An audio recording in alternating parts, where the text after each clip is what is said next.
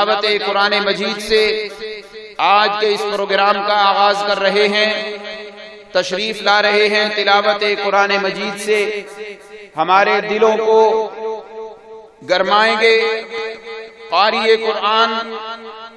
فخر القراء، استاذ الحفاظ۔ ایک لفظ بولنے لگا ہوں، خانہ خدا میں ہوں، کوئی مبالغہ نہیں، حقیقت پر مبنی لفظ ہے کہ ہمارا دلی پیار صرف ہمارا ہی نہیں، ہمارے والد ماجد کا بھی یہ ہماری جان ہے، ہمارے ان سے بہت ہی پیار ہے۔ توحید و سنت کے مبارک اور خوشبودار عقیدے کی وجہ سے ہمارے استاذ گھرانے سے تعلق ہونے کی بنا پر بھی، جماعتی لحاظ سے بھی میرے بھائیوں نے اس ادارے میں پڑھا جہاں ان کے والد ماجد دین کی خدمت کر رہے ہیں، اس لحاظ سے بھی میں دعوت دے رہا ہوں۔ قرآن مجید کی خوبصورت آواز، خوبصورت انداز، تلاوت قرآن مجید کے لیے تشریف لا رہے ہیں وہ شخصیت جو ہماری محفل حسن قرات کے پہلے مہمان ہوتے ہیں، اور جن کے بارے میں ہمارے والد محترم نے فرمایا ہے، ریکارڈنگ ہو رہی ہے، یہ الفاظ پھر بھی سنے جا سکتے ہیں، ہماری ہر سالانہ محفل حسن قرات کے پہلے مہمان ہمارے یہ معزز مہمان ہیں جن کو میں دعوت دے رہا ہوں، تشریف لا رہے ہیں قاری قرآن، صاحب الحنجرۃ الذہبیہ، جناب قاری محمد قاسم عثمانی صاحب اپنے خوبصورت روحانی وجدانی آواز میں دار التوحید کی اس توحید و سنت کانفرنس کا آغاز کر رہے ہیں، اور پہلی بار تکمیل صحیح بخاری شریف کے اس پروگرام سے تلاوت کی سعادت حاصل کر رہے ہیں جناب قاری محمد قاسم عثمانی صاحب۔ دنیا دار جب سٹیجوں پہ آئیں استقبال ہوتے ہیں، ذرا قرآن کے خادموں کا استقبال کیجئے، نعرہ تکبیر۔ یہیں تو پھر گل نہیں چل رہی، آج تو بھائی ذرا اونچی آواز سے بولنے کا دن ہے، اونچی آواز سے اللہ کا نام لینا ہے۔ نعرہ تکبیر، نعرہ تکبیر، تاج و تخت ختم نبوت، عظمت صحابہ، مسلک حق جمعیت اشاعت التوحید و سنہ، تشریف لا رہے ہیں قاری محمد قاسم عثمانی صاحب حافظہ اللہ تعالی، اپنے خوبصورت انداز و آواز میں قرآن مجید کی تلاوت سنائیں۔ اعوذ باللہ من الشیطان الرجیم،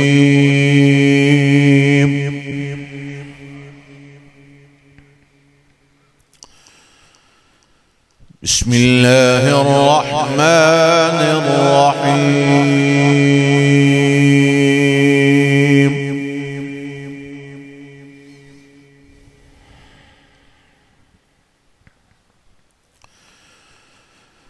اذا وقعت الواقعة ليس لوقعتها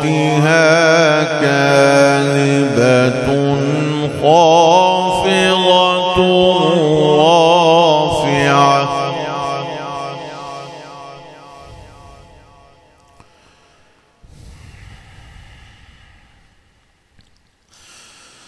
إذا رجت الأرض رجا وبست الجبال بسا فكانت هباء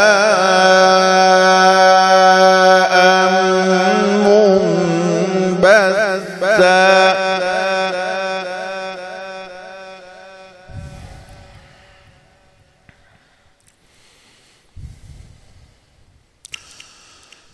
وكنتم أزواجا ثلاثة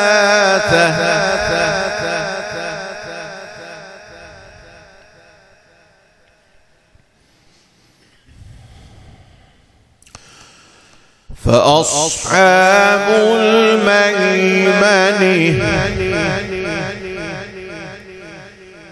ما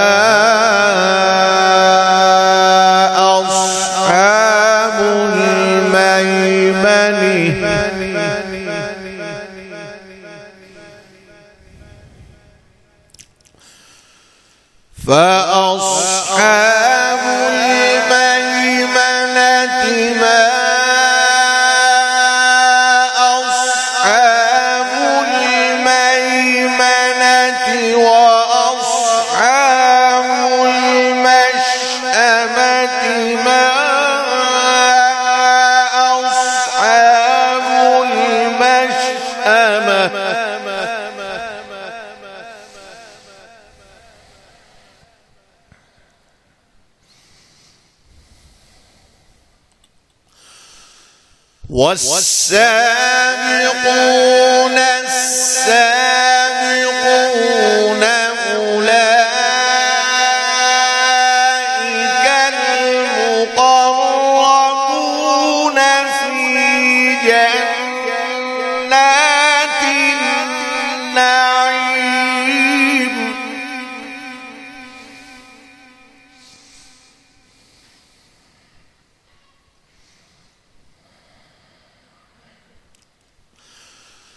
ثلة من الأولين وقليل من الآخرين على سرر موضونة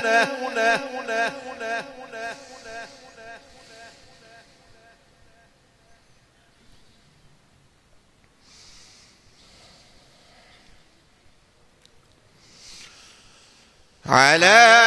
سرر موضونة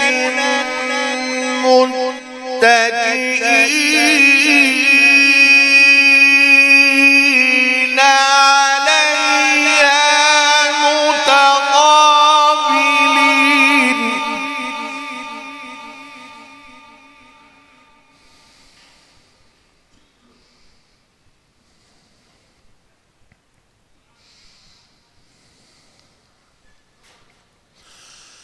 يطوف عليهم ولدان مخلدون بأكواب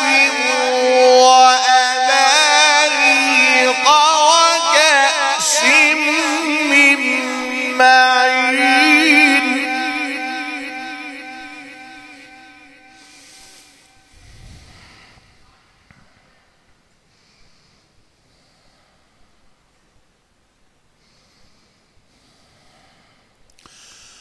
لا يصدعون عنها ولا ينزفون وفاكهة مما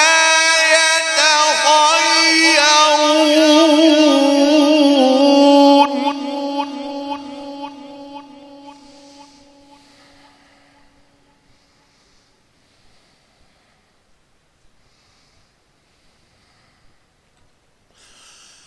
ولحم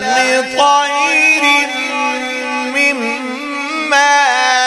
يشتهون وحور عين كأمثال اللؤلؤ المكنون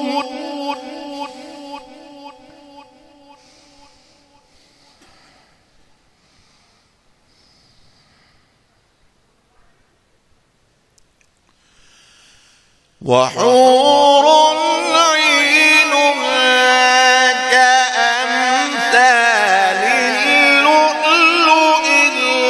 المكنون جزاء بما كانوا يعملون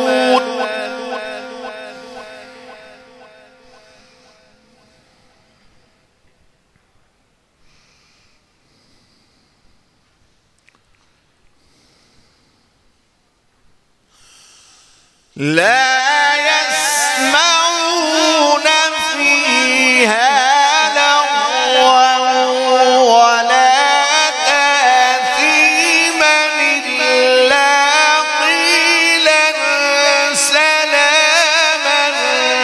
سلاما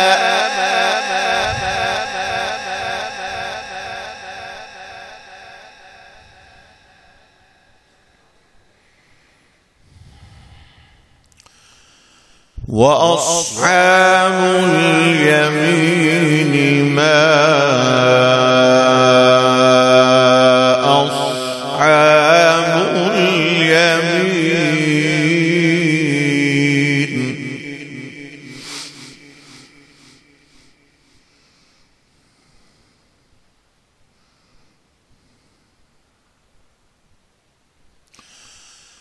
في سدر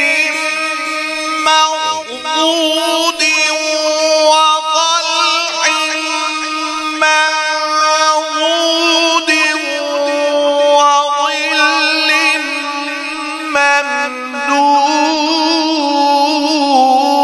ممدود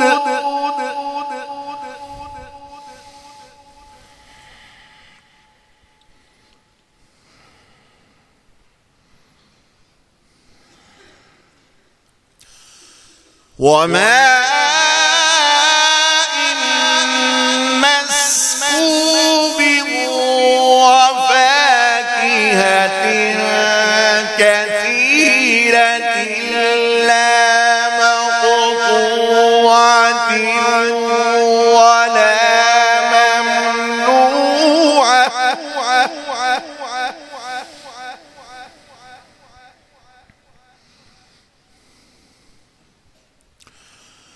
وفرش مرفوعة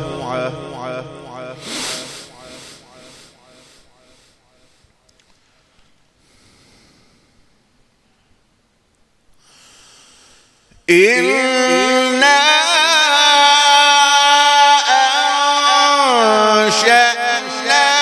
أنشأناهن إنشاء فجعلناهن أبكارا عربا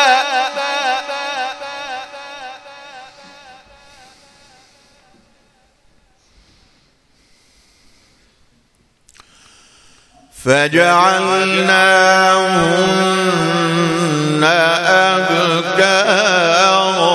عربا أترابا لأصحاب اليمين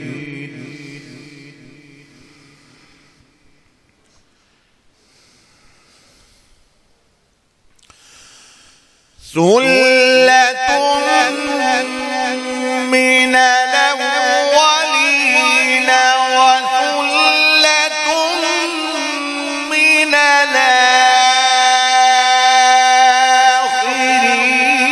الآخرين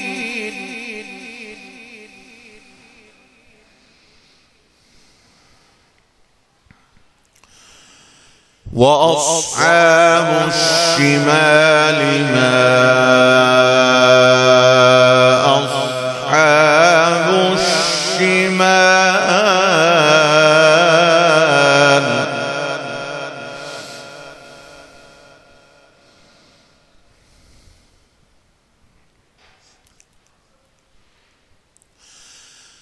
في سموم وحميم وظل من يحموم لا بارد ولا كريم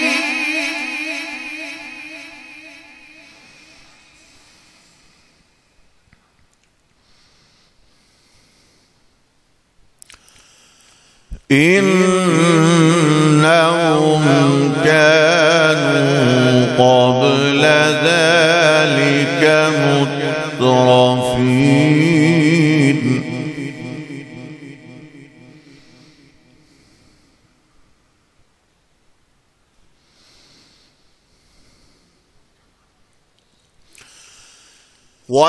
وكانوا يصرون على الحنث العظيم وكانوا يقولون أإذا متنا وكنا ترابا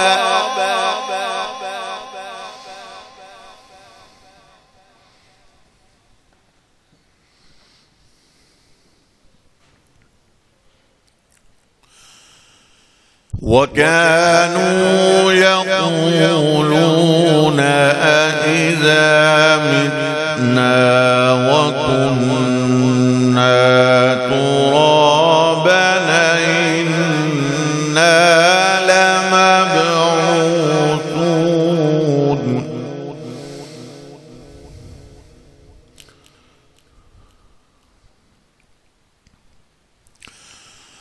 أَوَآبَاؤُنَا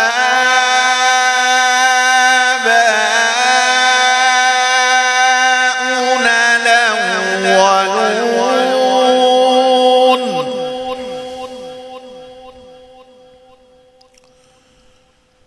قُلْ إِنَّ الْأَوَّلِينَ وَالْآخِرِينَ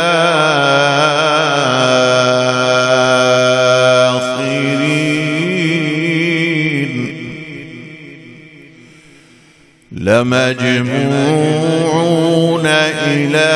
مِيقَاتِ يَوْمٍ معلوم. صدق الله العظيم.